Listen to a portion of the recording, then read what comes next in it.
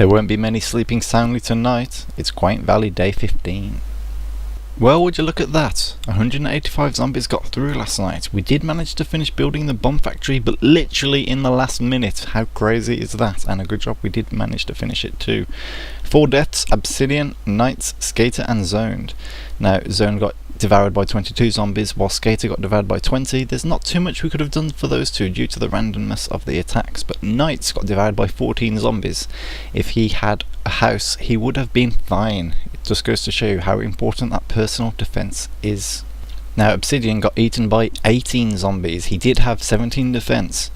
I have strong intelligence to say that that last zombie was in fact a zombie chicken. Yes, that chicken he threw at a zombie way back at the start of the game came back to haunt him. Just goes to show you, if you feed an animal to a zombie, you're going to have ill tidings. Beware.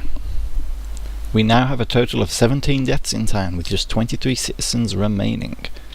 We did decide to not use the meat locker last night, and I think that was the right decision. Using the meat locker to meet up the defense would have not been too much difference in the attacks, but would have been less points for the town.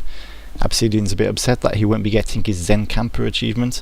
I'm terribly sorry about that, Obsidian. Don't worry, you'll be getting that when I get my chainsaw achievement. Obsidian, however, is claiming foul play, with barbecue sauce being smeared all over his house.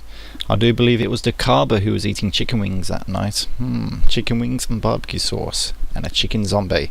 Coincidence? I think not. The perceptive among you might have noticed, what happened to those remaining 67 zombies? There are no terrorized victims. Well, apparently other people did get attacked, but they did not get terrorized. How strange is that?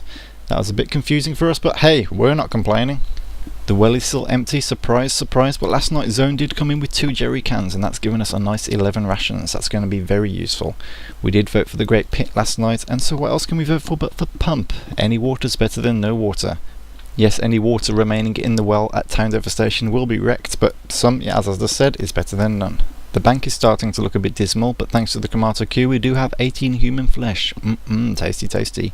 14 water rations and a full water cooler bottle. We do have another full bottle somewhere. And defensive objects have been going to residents with poor defense. We've been trying to top everybody up to a minimum of 14. It is better to have a general spread rather than a single person holding all the items. That being said, however, we have put as many items as we can in Redder's house. Look at that, 30 personal defense.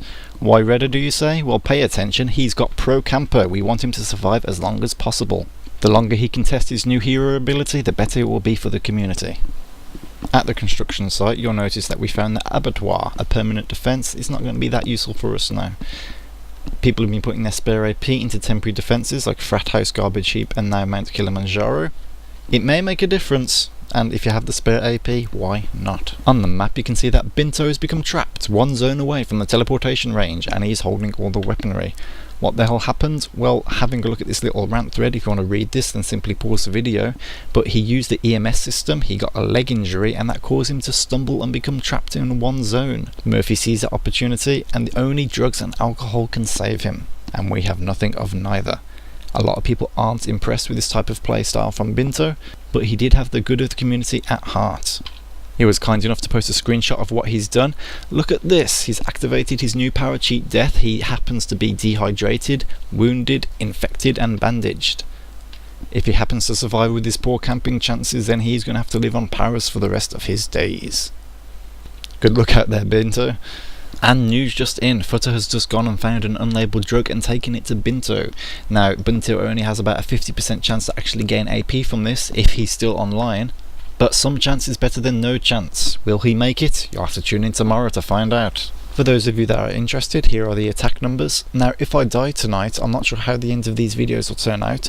They may be shorter and based on information and screenshots provided from other people. But end of day camping, there isn't too much to report on anyway. I'd just like to give out a little shout out to Deblin, who's been my #1 fan. Thanks for all your comments and positive support, Deblin. You've given me the motivation to finish this to the end.